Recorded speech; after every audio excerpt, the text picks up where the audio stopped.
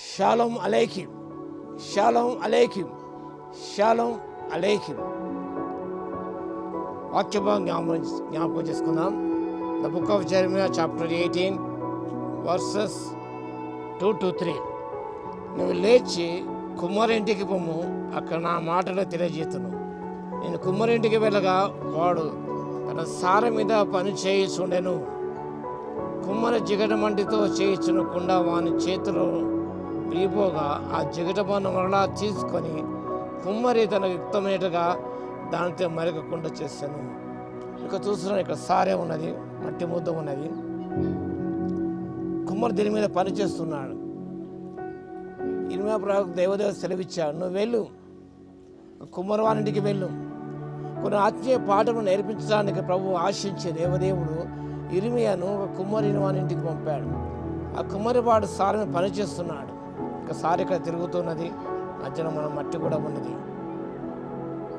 ఆడిదిగా ఆ కుమ్మరివాడు ఆ మట్టితో పాత్ర చేయడానికి ప్రారంభించినప్పుడు అతని చేతిలోని విడిపోయినప్పుడు మరలా మట్టి ముద్ద తీసుకొని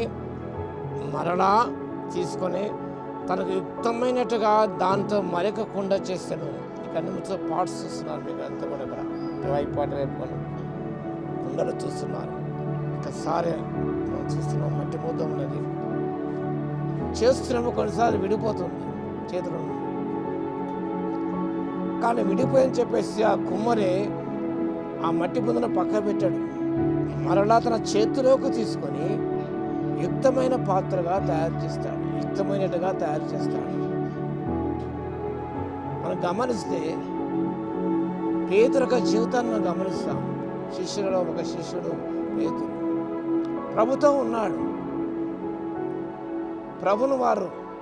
ప్రభుత్వం వారు బంధించినప్పుడు పేతురు దేవుని దూరం అయిపోయాడు. ఆయన జీవితం ఒక విడిపోయిన ముద్దలా అయిపోయినది. పశ్చాత్తాపడ్డాడు, ఏడ్చాడు. ఆయన ప్రభు చెంతగా వచ్చాడు. వృద్ధాన తర్వాత యేసుక్రీస్తు ప్రభు పేతురు చేతులకు తీసుకొని యుక్తమైన పాత్రగా అమోఘమైన పాత్రగా తయారు చేశాడు. విడిపోయిన జీవితాన్ని, దూరమైన జీవితాన్ని, పతనమైపోయిన జీవితాన్ని పశ్చాత్తాపంతో పేతురు తిరిగి వచ్చాడు, యుక్తమైన పాత్రగా తయారు చేశాడు.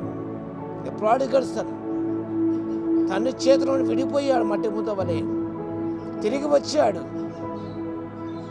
తండ్రి ఒక యుక్తమైన పాత్రగా తయారు చేశాడు, తిరిగా తన చేతిలోకి తీసుకున్నాడు,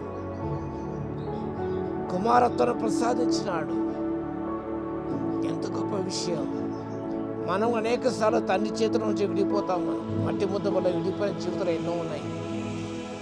శిష్యుడు యూదా ఇస్కారియోతు మట్టి ముద్ద వలె ఉన్నాడు, ప్రభుత్వం ఉన్నాడు. ప్రభు చేతుల నుండి విడిపోయాడు, ఆయన దూరమైపోయాడు.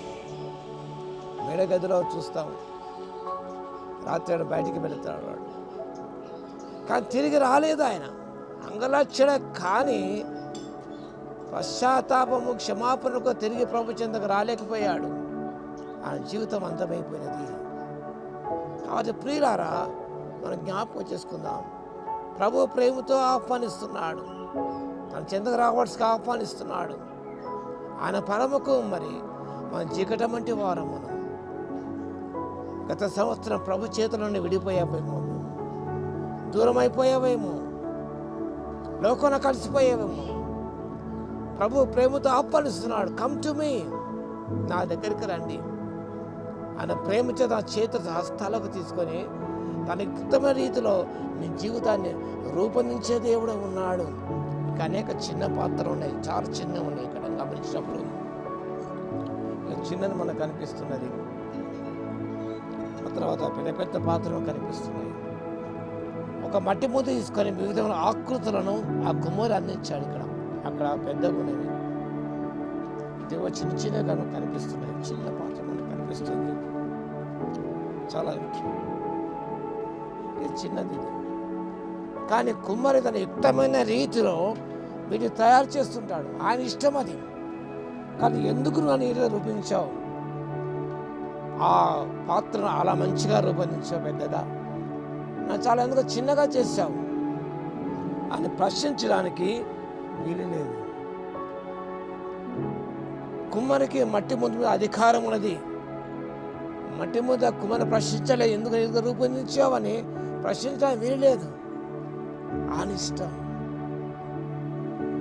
మర్చిపాడు సర్వచిత్తంబు నీదేనయ్యా, స్వరూపమేచు కుమారివి, సారే పైనున్న మంతినయ్యా, సరి అయిన పాత్ర చేయుమయ్యా, సర్వేశ్వరా నిరిక్తుండను, సర్వదాని సేవింతును.